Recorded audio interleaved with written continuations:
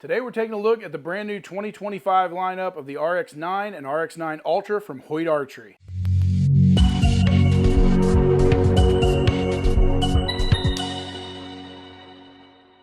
Welcome back to Mike's Archery, and today we are looking at the brand new lineup of carbon risers from Hoyt Archery for 2025, and we've got the new RX-9 as well as the RX-9 Ultra, which is their longer axle-to-axle bow. They did make this bow in a short draw version as well. We'll get into a couple of the specs on that if you're needing those shorter draw lengths. Now, as we look at the specs on the new RX-9 and Ultra, we're going to go back and forth with those specs, kind of giving you a side-by-side comparison on these two bows. Now, as far as the speed rating, we've got 342 feet per second on the RX-9 and 340 feet per second on the Ultra.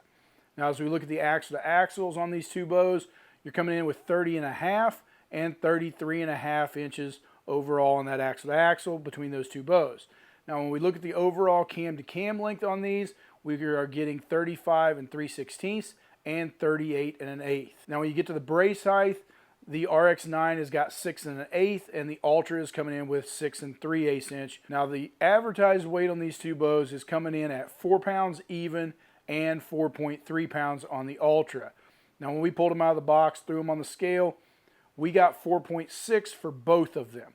Now, when we took the dampeners off of them, for whatever reason, we're not 100% sure, but the Ultra stayed at 4.6, and the regular RX-9 dropped to 4.2. So there's a little discrepancy there, possibly something in our scale for that. Not what we normally see in the Ultras and the longer bows, but for this round, they are showing coming in without changing weight at 4.6. Both of these bows coming in just a touch over spec weight, but that's pretty normal from what we see from everybody. Now, as we look at the draw length options on these bows, the RX-9 is going to be adjustable from 25 to 30 inches. Now, we'll get into this new module system as we talk about the cams here in a minute.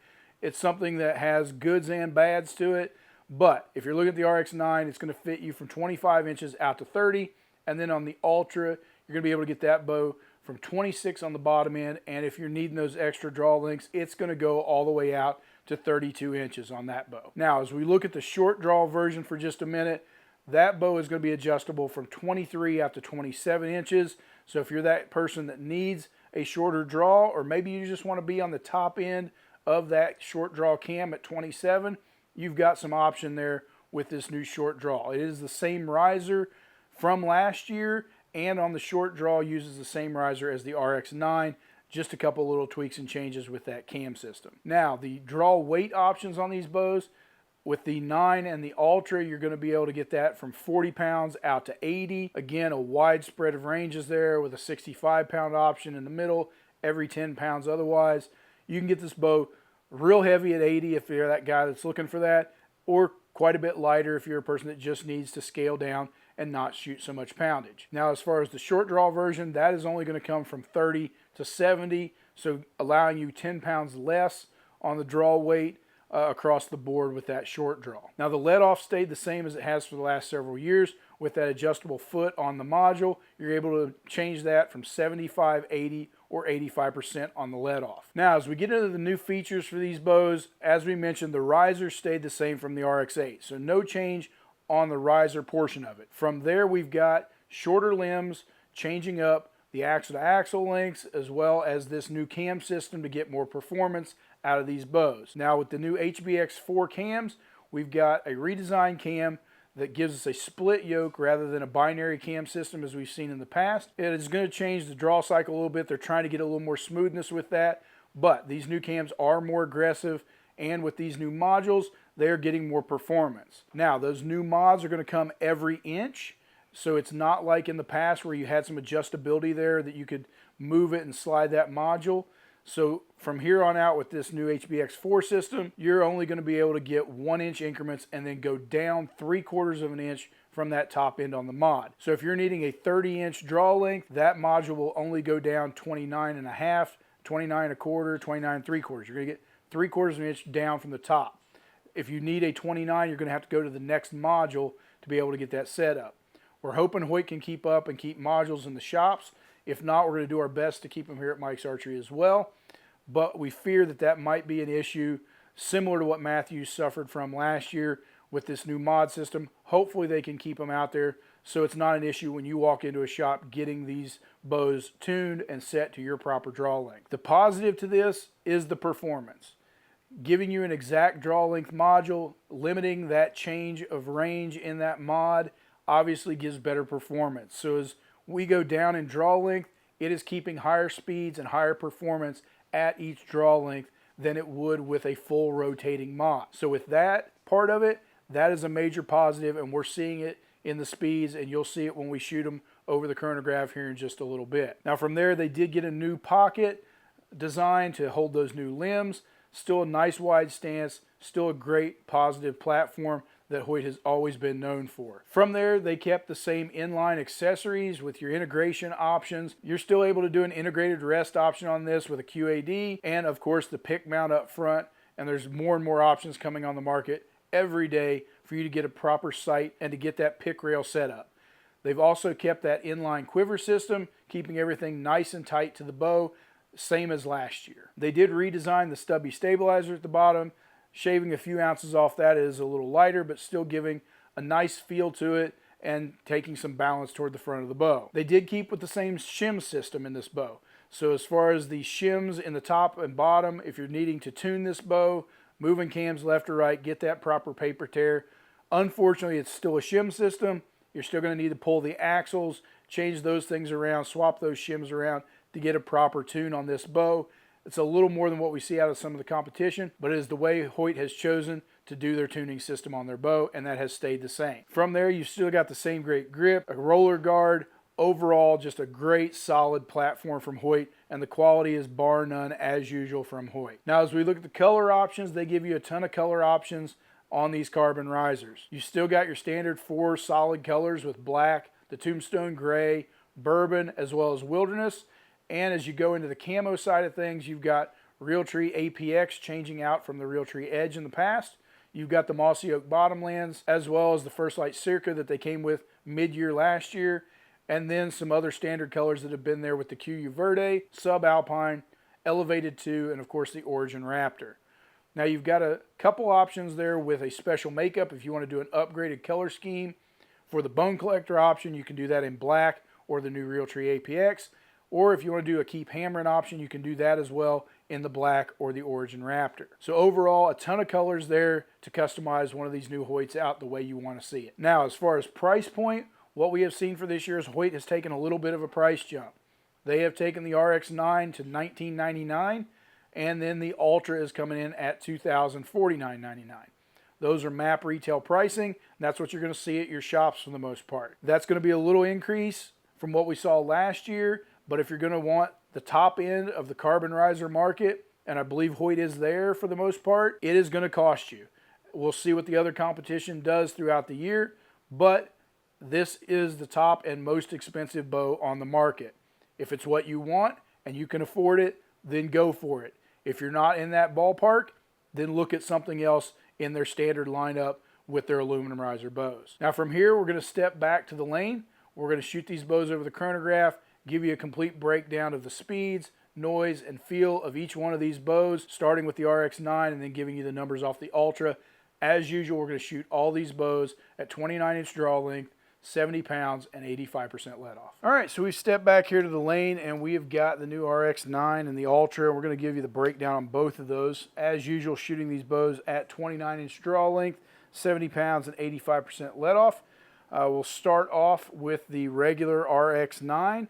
So let's see what kind of numbers that bow puts up.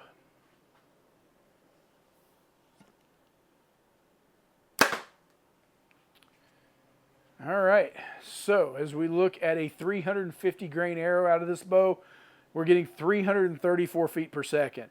Frankly, probably one of the fastest bows we've shot. One of the closest to spec bows. I think it may even come in over spec because we're only shooting it at 29 inches.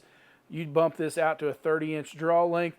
You're definitely going to see that 342, maybe even a little more at those specs. So kudos to Hoyt right off the bat, because rarely do we see a bow that actually shoots authentic speeds. It never gets there. Even their aluminums are coming up a little short, but this RX-9 looks like it's going to be pretty well spot on with advertised speeds.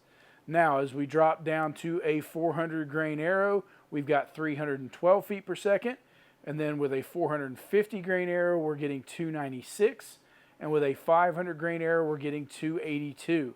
So overall, the RX-9 is definitely posting some really great speeds compared to what we have seen in the past from everybody. We attribute that obviously to that new cam system with those new modules not allowing you to rotate and get the spread in one module. You're obviously going to be more efficient, and we're seeing that out of these new cams. Now, as we look at the noise rating on the RX-9, we've got it coming in at 98.4 decibels. Frankly, right there where we see most bows, going to be a nice, quiet hunting bow. Now, as far as the feel for a carbon bow and from Hoyt, obviously we always like their grip. Still sits really nice in the hand. These cams are a little bit more aggressive than last year's bow.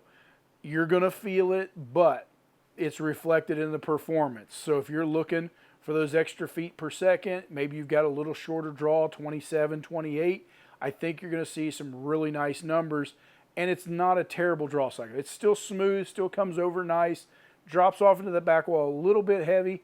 You know, you're going to see that, but for the performance that they're getting, the speeds that they're getting, you're going to just have to expect that. So overall, I think it's something you'll get very used to, and still a very smooth draw cycle, just more aggressive than what we saw out of last year's models. Now, from there, the aftershot on these RX-9s, frankly, feels really nice.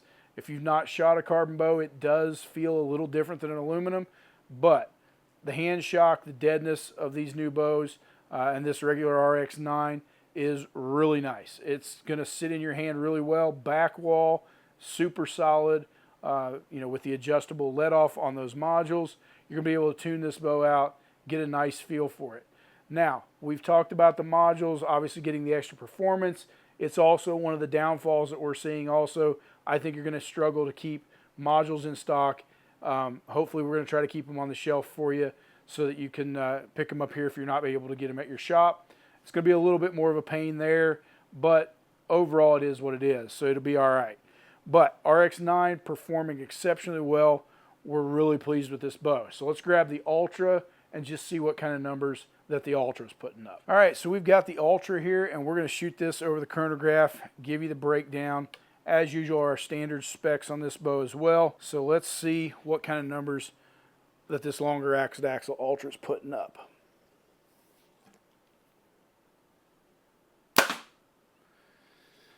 All right, so the numbers that these bows are throwing are pretty impressive. And as we look at the Ultra, the 350 grain arrow out of this bow is giving us 328 feet per second.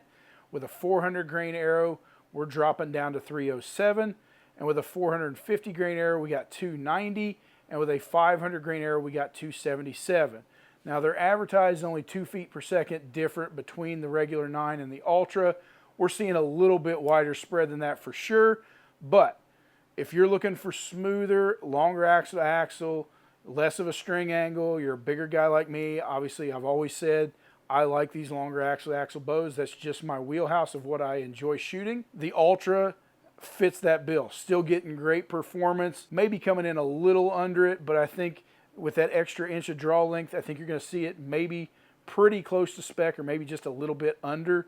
But probably one of the closest bows, the RX-9 and the Ultra, to shooting spec that we have seen from anybody over the years. Usually it's just, you know, not even there, and we just chalk it up to what it is. But these new bows from Hoyt, even their aluminums are coming in a little under spec. The Ultra and the regular RX-9 with the carbon risers are coming in and hitting those speed specs that they're advertising. Now, from there, let's grab the decibel meter. As far as a noise rating, the longer axle-to-axle coming in a little quieter at 95.2. Frankly, that's what we would expect. And it's just going to be a nice, quiet shooting hunting bow. Now, as far as the draw cycle, personally, I think maybe the Ultra has the nicest of any of the Hoyt bows across the board. I'm sure it's from the longer axle-to-axle. It's what I like. But as far as just in general feel between the 9 and the Ultra, again, I think I said it in the aluminum video if you've watched it, but if you're looking at these bows, they're advertising it, you know, 70 feels like 60. these more aggressive cams, they still feel like 70. It sounds good on paper, but you're going to notice it. If you shoot it on 60, it's going to be a sweet shooting bow and definitely comfortable to shoot, but 70 still feels like 70 to me. But getting great performance at those numbers, still a solid shooting bow. The dead in the hand feel after the shot on the Ultra, in my opinion, this would be my pick out of the Hoyt lineup, and what I would consider probably the smoothest draw cycle of any of their bows. So if you're looking at the new Hoyt stuff, these carbon riser bows, if you're wanting to jump to the top end of the flagship models in the carbon world, I think Hoyt is definitely a top contender. So take a look at these RX-9s. Be sure and call us here at Mike's Archery. Stop in the shop, shoot these bows so you can get a true feel for yourself. And as always, if you need any Hoyt accessories, we've got those online, and you can pick up any of the Hoyt accessories there and get them shipped directly to you. So be sure and jump on the website to get any of those items. But if you're looking for a new Hoyt, stop in here at Mike's Archery so we can put one in your hands.